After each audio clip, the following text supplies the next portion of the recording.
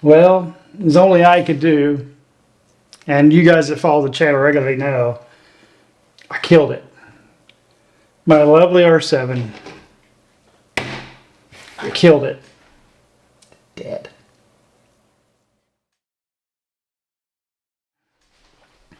We got word back from Canon on what they discovered, but first, let me fill you in on what my poor R7 went through prior to its untimely demise at my hands, well, and Mother Nature. Before we do that, guys, make sure you like, subscribe, and comment and all that fun stuff, and hit that bell notification also, so that way you'll make sure you don't miss any new videos that come out. Okay, back to story time. Since I got the R7, I've been using it as my main camera. And I've had it in the sand, I've had it in the dirt, I've had it in tundra, I've had it in blowing sand and, you know, light rain and stuff, maybe for 30 minutes and stuff. Nothing really heavy, nothing was going to get it really wet, just misting and some light rain. And for me, that's an extremely well-treated camera. And I haven't had any drops on it. I hadn't hit the ground like my poor R5. That thing's battle-scarred, it's hit pavement and all kinds of stuff. That thing's a beast. So the R7 hadn't had any major water exposure and it hadn't had any major shocks to the system by drops. Well, that was until the Katmai trip.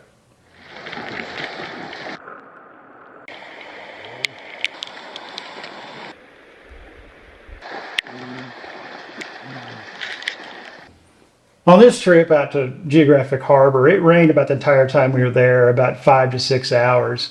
And I didn't have any rain protection on either camera. Why didn't I have the lens coat rain cover on it? Well, some days I'm just an idiot, and that's why I just forgot to bring it.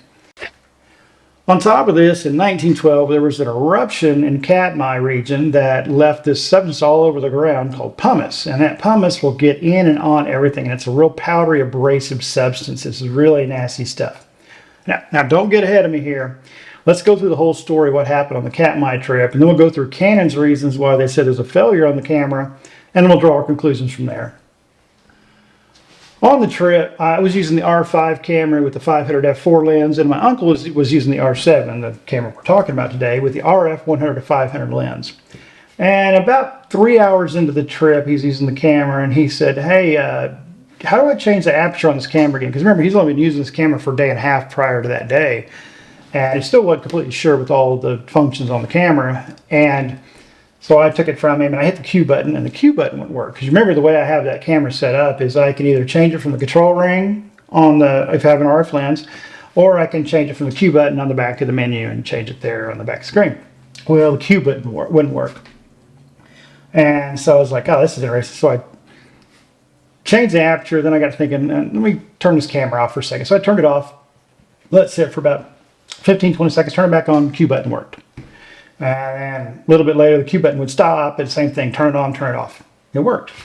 And that was pretty interesting. So I just told him, hey, you know, just kind of keep the camera shielded a little bit, you know, kind of keep it under your body to keep the rain off as much as possible. And if you need to change your aperture, just do it from the control ring on the lens. And so we were good to move on from there.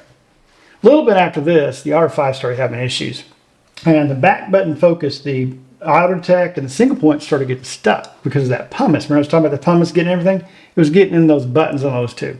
Because I was using it so much, I was just back and forth, back and forth. And I slide my thumb and it's probably just pushing pumice into those cracks in the edge of the button.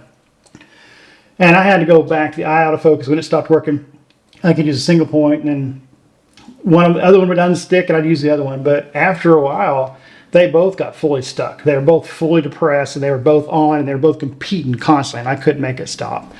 And so at that point, my R5, completely unusable because I have no focus with it. Other than I probably could have turned all that off and used something else, but you know, it's not the point. So I just put the camera, put it in the bag, and that camera was done for the day. After a bit, my uncle says, hey, go ahead and use the R7. He was not using halftime anyway, and he's enjoying filming with the cell phone, and the bears are just way too close. So the cell phone's about all that would work. So I start using the R7, and it's working pretty good. The Q button doesn't work, but every once you turn it off, turn it back on, it works. The next thing I notice is the playback button on the back doesn't work. I thought, you know, I wanted to look real quickly to go, you know, I'm trying to some slow shutter speed, see if I can capture that rain, kind of making streaks and stuff. But when I went to check it, the play button wouldn't work. So I turn it off, turn it back on, boom, play button works again. And so we're going good there. And then a little bit after that, I go to flip the camera over to movie mode, which is, it's off on video. Slid it over to video. What happened? It's still showing stills mode. We put it on video, no change in the screen, nothing. Hit the button up top or the shutter to turn the movie on, wouldn't work. So I put it back to stills. I hit the auto record button on top. Same thing, nothing happens. So let's try cycling the camera on and off. Did that. Still no video. So now I've got the camera, I can shoot stills, but I can't shoot video. So, oh well. There we go. So that's not working. A little bit later, I thought I needed to change something in the menu. I don't remember what I was changing. Hit the menu button. Yes, didn't work. Yep, didn't work. Cycle the camera off. Cycle it back on. It worked. The other buttons worked too. Now, at this point, turning it on and off was a lot quicker for it to fail on the Q button or the playback or the menu button. And I've got everything working except for the video right now. So everything's still kind of working on the camera. Cycle on, cycle back off. So after about 4 hours, the little on-off trick didn't work anymore. What buttons weren't working. So where were we at this point? So at this point, I can take stills, but I can't take movies. And what do I mean by take stills? The shutter button dial on top worked. The joystick worked, the button and the dial. That worked fine. So that's where I had my ISO map. So I was good there. The autofocus, the AF on button worked. The star button worked, which is my single point. And the area selector worked fine too. The front M, FN button worked also. Really interesting. Yeah, but that's the only thing that worked on the camera. So at the end of the day, that's where we were with the two cameras. The R5 in the bag not working because buttons are stuck, and the R7 I could shoot stills only. Now both lenses, the 500 f4 and the RF 100 500, worked the whole time. They never had an issue whatsoever, which we figured because they're good weather sealed lenses. But that's where we were at the end of the day when we flew back to Kodiak. So at this point, I think I really messed up the R7, but at least at this point we have a good torture test for it. And I'm probably going to send it back into Canon to fix whatever the pumice or the rain damage was to this camera. And the R5 is going to have to go back to get cleaned from Canon, so I'm pretty much stuck. Well, we flew back to Kodiak and we got back to the room and I pulled everything out of the camera bags. And I pulled the batteries out of both cameras and laid them there and started charging the batteries. And we got dried out, went to dinner and came back. When I got back, for giggles, I just threw the battery back in the R7, turned it on, hit the playback button. It worked. All the buttons on the camera started working again. The camera was back up and running completely. So I picked the R5 back up and looked at it. Now the buttons are stuck. And my uncle was sitting there. We're sitting in the hotel room just talking and reminiscing about the trip. He was over there working the buttons on that R5. And he eventually got the AF on button to kind of halfway and stick. Every once in a while it'd stick back then. If you jiggle a little bit, it'd start popping out. So that's got the R5 back pretty much. So getting a little of that pumice worked out of there once the camera dried out and it turned to powder again, it started kind of coming loose. And when we got back into Anchorage, I did some rubbing out isopropyl alcohol and with Q-tip and put it around there quite a bit, and the buttons are all cleaned out now, so they're all nice. So the R5's back up, so it's alive. And the R7's working great too. Not a problem.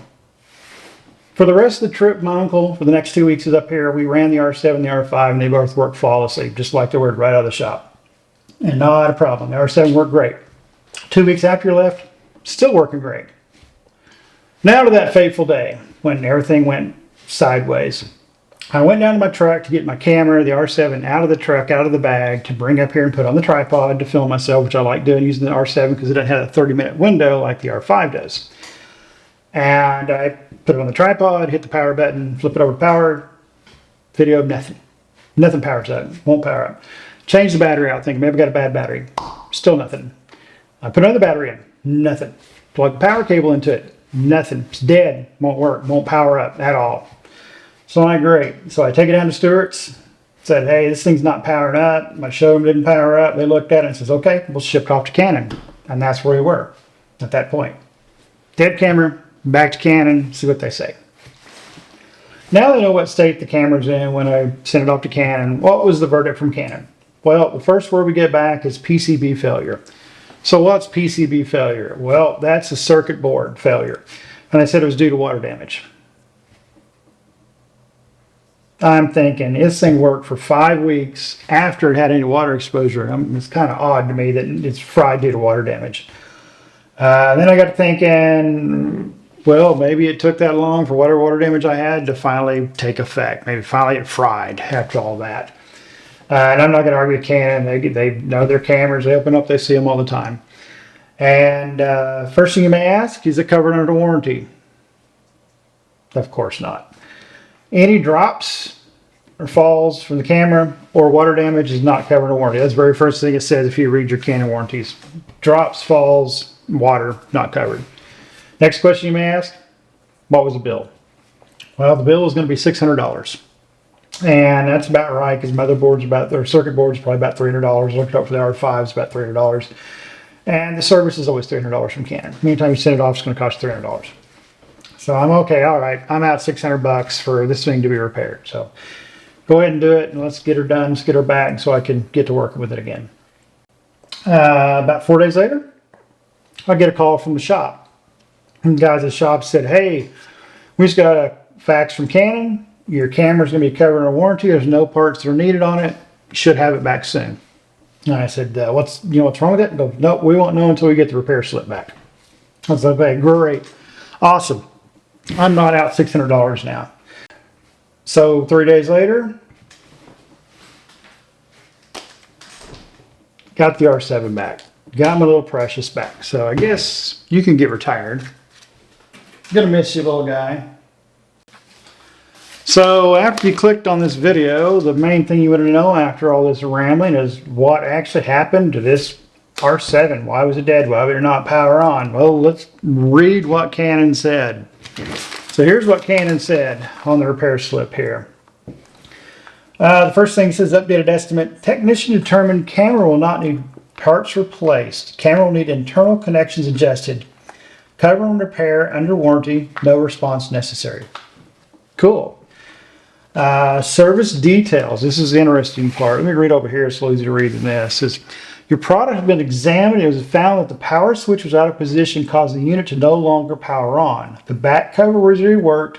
Product functions were confirmed. So what does all that mean? Well, that means right here, this little, where it goes on and off and all this stuff, where you switch it over, this button right here came disconnected. So your on-off switch came disconnected. It came disconnected from the, I guess, the motherboard or the power, the control circuit to control that sits on this back plate. So apparently that came loose. How did it come loose? I have no clue how it came loose. It could have been when they put it together originally. It wasn't put together right. I doubt that. I didn't drop it. I mean, this camera's got barely even got a scratch on it. It's just, I've been pretty lucky. I haven't dropped it like my poor R5.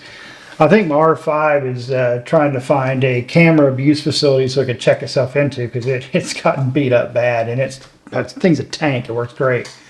So maybe it's water damage plus. Now, why do I think they came back originally and said water damage?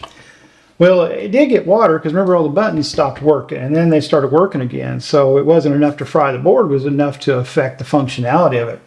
And I'm sure this camera has, like all devices have in them, so they have a little silica strip in them. And what happens, if you remember old cell phones, you'd see that is by the battery compartment. You'd see this little strip. If it changed colors, it meant there was moisture that got in the device. And I'm sure the first technician that opened this thing opened it up and saw that silica strip changed. It wouldn't power up. And the assumption was water damage on the camera, circuit board fried, replace circuit board to be fixed. We've seen this before on other cameras. But then what happened? Probably the next technician that actually had to do the work, because the first guy's probably an inspection guy, the second guy's doing the work, came in and opened the camera up and goes, oh, circuit board test's fine, but the connector's not connected. So they went back there and reconnected everything, got that back plate, may have come loose or in line or something like that. Fix it and done, so under warranty. So very cool. So I would chalk this up to being, just a fluke. Why did that come separated? I don't know. I mean, you know how connectors come apart all the time, and that's probably what happened. But the camera came back, looks great. I tested it real quick, and it works fine. Well, guys, that is it. That's what happened to the R7. The back plate got messed up or a little out of whatever, and the on-off button switch wasn't connected anymore. They fixed that, and it's good. Weather sealing wise, this has been torture tested now. It lasted 5 or 6 hours and still functioned, even though we lost some buttons, but they all came back. That is an extreme water test and rain test on it, in my opinion. And but my advice is, if you're going to be out in the rain more than an hour, medium rain to less, put the rain cover on it.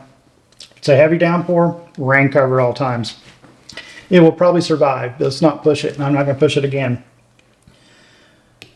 About it. Good little camera. Love this camera. For $1,500, it almost cost me $2,100, but $1,500, really, really good. Guys, like, subscribe, share, all that stuff. Hit the bell notification so you get notified on the next video. And go over here and watch the bear video that almost took this camera down and did take down my R5. I'll see you on the next episode, and you guys stay safe.